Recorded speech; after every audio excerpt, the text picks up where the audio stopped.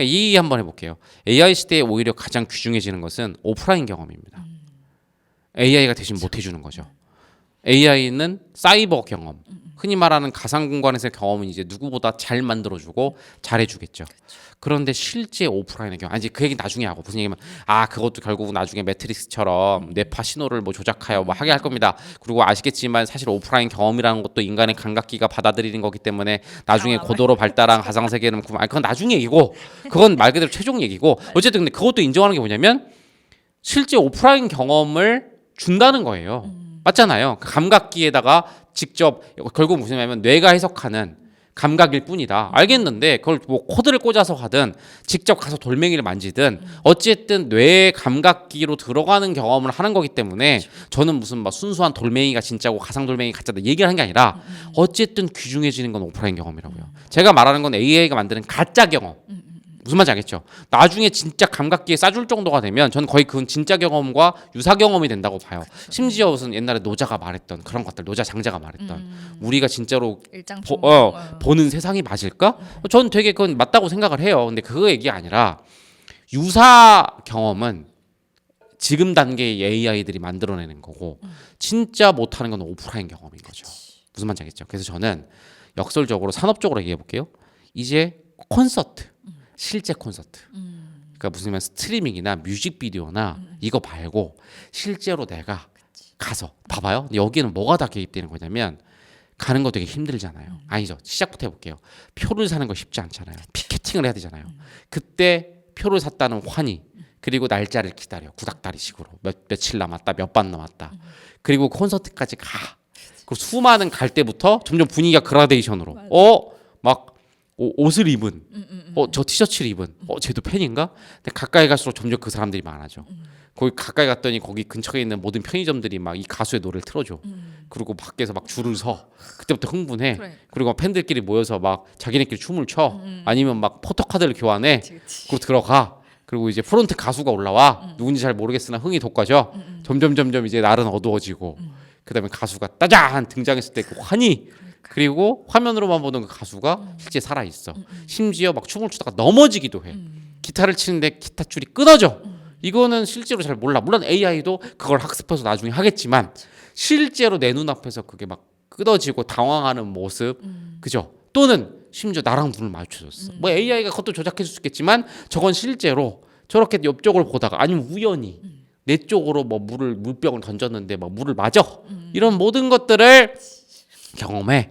그리고 끝나고 돌아올 때 에너지는 털려 있지만 뭔가 기뻤던 그 기분. 그리고 친구랑 한 이틀 동안 계속 카톡으로 어땠지 저랬지 했던 그 경험. 이것도 마찬가지로 스포츠 경기도 생각해 보세요. 전 스포츠가 역설적으로 이제 마지막 남은 고급 럭셔리한. 왜냐하면 이제 AI는 되게 단순한 말초를 줄 텐데 실수투성이. 맞아.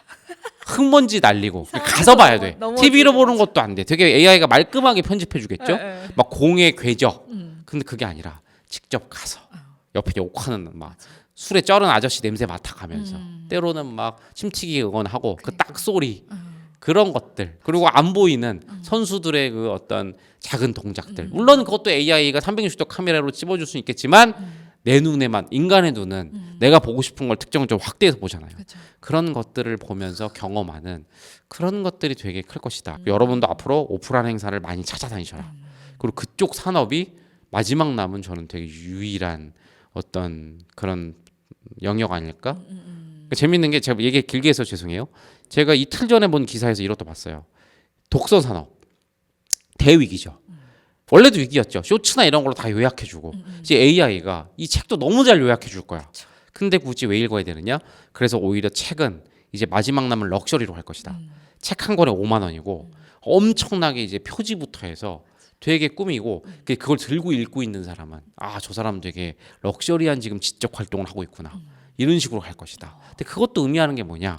요약, 결론, 생산 이런 것들이 아닌 진짜 손으로 만지고 불안전하고 틀리기도 하고 지루하기도 하고 졸립기도 하고 그다음 내 집 공간을 차지하고 내가 손에 쥐는 어떤 그런 현장감 이런 것들이 오히려 인간들이 이제 추구하거나 더 귀하게 생각하는 거기 때문에 그쪽 산업이 더 럭셔리할 수 있다. 그러니까 단순히 비싸서만이 아니라 마지막 남은 럭셔리 그래서 저는 오프라인 쪽을 많이 해보셔라.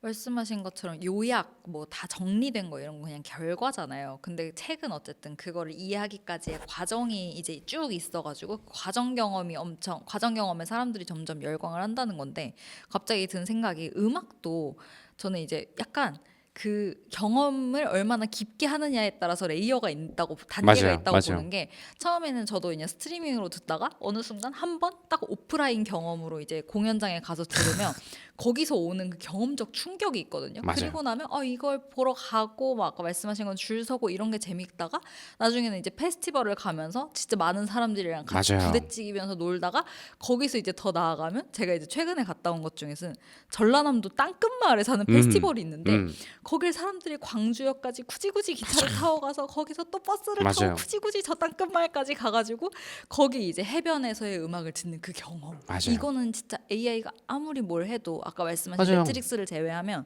해변가에서 바닷바람을 맞으면서 그날의 이제 조류가 어떻게 되는지도 모르는데 맞아요. 뭐 바닷바람이 발목까지 찰 수도 있고 저 멀리 있을 수도 있고 막 이런 엄청난 무작위성과 그 과정에서 오는 그 경험이 사람들을 진짜 충만하게 만드는 그런 게 생길 것 맞아요. 같아요. 맞아요. 그래서 그걸 물론 재현할 수 있겠죠. 에이 그것도 학습할 걸. 근데 그렇게 해서 만들어내는 건 온라인 영상이죠. 직접 가서 내 손으로 만지는 건 아니잖아요. 그래서 정말 매트릭스 단계 이전까지는 다시 저는 매트릭스가 돼도 진짜 그게 감각이고 인간의 감각기를 재현한다고 하면 그건 오프라인 경험이라니까요. 근데 그래도 문제가 하나 있다니까. 제가 매트릭스 열면서 뭘 느꼈냐면 예를 들면 그 페스티벌에 갔어요. 옆에 친구랑 바디 슬래밍을 하다가 갈비뼈에 금이 갔어. 근데 갈비뼈에 금이 가거나 내 피부에 상처가 가는 거 그거는 매트릭스에서 못 해주잖아. 못하죠. 물론 그것도 로보팅이 돼갖고 딱 상처를 고통을 내면 하죠. 되지만 그런 것도 되게 다른 경험이기 때문에 하여튼 가장 마지막까지 좋아요. 진짜 완벽한 매트릭스가 되기 직전까지는 적어도 AI와 매트릭스도 다른 세계예요. AI 시대에 아무리 영상을 잘 만들어도 그것까지 만들겠죠. 그 모든 조류와 랜덤한 것까지 만들 거라니까요. 그래봤자 집 구석에 앉아 보는 거잖아요. 그러니까 이런 것들이 저는 되게 소중해진다. 그러니까 제발 핸드폰 내려놓고 밖으로 돌아다녀라. 이게 꼰대 소리가 아니라 그게 당신이 AI 시대에 할 수 있는 저항이다. 그리고 이게 충만이랑 연결되는 게 저희가 왜 오프라인 경험을 그 전까지 강조했었냐면 충만을 말 그대로 가득 채울 거리가 많아야 되거든요. 근데 오프라인은 진짜로 내 오감 모든 걸 다 동원하거든. 그 오프라인을 실황 중계로 만든 건 시각과 청각밖에 없다고. 그런데 아시잖아요. 가보면 그 흙먼지 말한 대로 진짜 내 갈비뼈가 부러지는 경험, 옆 사람의 냄새 그리고 그 말할 수 없는 어떤 그 사람들의 에너지 그 에너지는 실은 오감이 아니라 육감, 칠감인 거지. 그 모든 것들은 결국은 정말로 오프라인에서만 할 수 있는. 그래서 저는 정 DJ가 밴드 하고 있는 것도 되게 잘하고 계신 거예요. 저도 음악을 계속 귀로만 들었던 사람으로서 부족함을 잠깐 느껴요. 그러니까 그걸 밴드를 하신다는 건 진짜 온몸으로 스스로 경험하고 계신 거죠. 우리 회사에도 되게 많잖아요. 저는 우리 회사가 되게 좋은 게 충만한 라이프를 하고 계신 분들 되게 많아요. 뮤지컬 매니아도 있고 그다음에 클래식 매니아도 있고. 근데 클래식을 귀로 안 듣더라고. 저분은 스트리밍으로 안 듣고 꼭 공연장을. 그래서 1년에 거의 제가 봤을 때 물어봤더니 한 2, 30번은 통영에 그 음악관 있어요. 클래식 음악관. 거기까지 가시는 거야. 얼마나 먼데. 근데 뭐라고 하냐면 그 음악관의 설계가 정말로 딱 그 음악에 맞을 때가 있다. 그러니까 여러분들 클래식 음악 다 요새 스트리밍 다 들을 수 있잖아. 근데 가서 통영 음악관에서만 들을 수 있는. 그분은 죽을 때까지 안 심심한 게 기본 소득세가 주어지잖아요. 세계에 있는 수많은 클래식 공연장을 가면서 그 다른 걸 다 듣겠지. 다른 설계니까. 심지어 같은 공연이었는데 통영에서 듣다가 예술의 전당 왔더니 못 듣겠더래. 너무 소리가 달라서. 그러니까 그런 것도 가본 사람의 경험에는 물론 다시 또 반박했죠. AI가 통영 음악당과 예술의 전당. 근데 그 사람이 말한 건 몸으로 느껴요. 그거 있잖아요. 여러분들 저는 되게 웃긴 얘기인데 제 차가 되게 조그맣거든요. 제 차에다가 제가 지금까지 투자한 돈 중에 가장 많은 투자자 제일 좋았던 게 우퍼라는 거예요. 제가 그걸 처음 알고 너무 좋았던 게 진짜 우퍼는 그거예요. 소리가 아니라 음파. 근데 공감각적으로 느껴져. 몸이 울리지 않아요? 제가 진짜 스트레스 많이 받을 때 근데 그 우퍼를 제가 너무 큰 걸 달아서 차 밖으로까지 막 나가. 그래서 옆에 피해 주면 안 되니까 제가 진짜 스트레스 받을 때 새벽에 남산의 소울길 같은 데를 드라이브 해요. 근데 드라이브 자체가 목적이 아니라 천천히 돌리면 차가 없거든요. 우퍼를 이빨이 틀고 완전 베이스 엄청 강력한 힙합이나 락 음악을 틀어놔요. 그러면 차가 떨리고 제 몸이 떨리면서 그걸로 스트레스가 나가. 이거는 근데 AI가 못 해준다고. 우퍼 강한 음악 그거를 이어폰으로 안다고. 우퍼는 귀로 듣는 게 아니라 몸으로 들어야 되거든요. 맞아요. 제가 말했잖아요. 제가 예전에 20대 때 제 미친 척한 클럽 가갖고 맨날 스피커 앞에서. 근데 왜 그런지 알겠어. 그냥 촉각으로 음악을 느끼고 싶은 거야. 저 약간 그 얘기 듣고 이해가 안 됐거든요. 근데 저 최근에 스피커 옆에서 음악 음. 듣는단 말이에요. 밴드 공연장 가면 그 이해가 돼요. 음. 진짜 이 몸으로 듣는 거구나. 그럼요. 이게. 그리고 저는 옛날에 정디제이 공연도 갔었잖아요. 그렇게 저는 되게 작은 규모의 그 콘서트는 오랜만에 가봤거든요.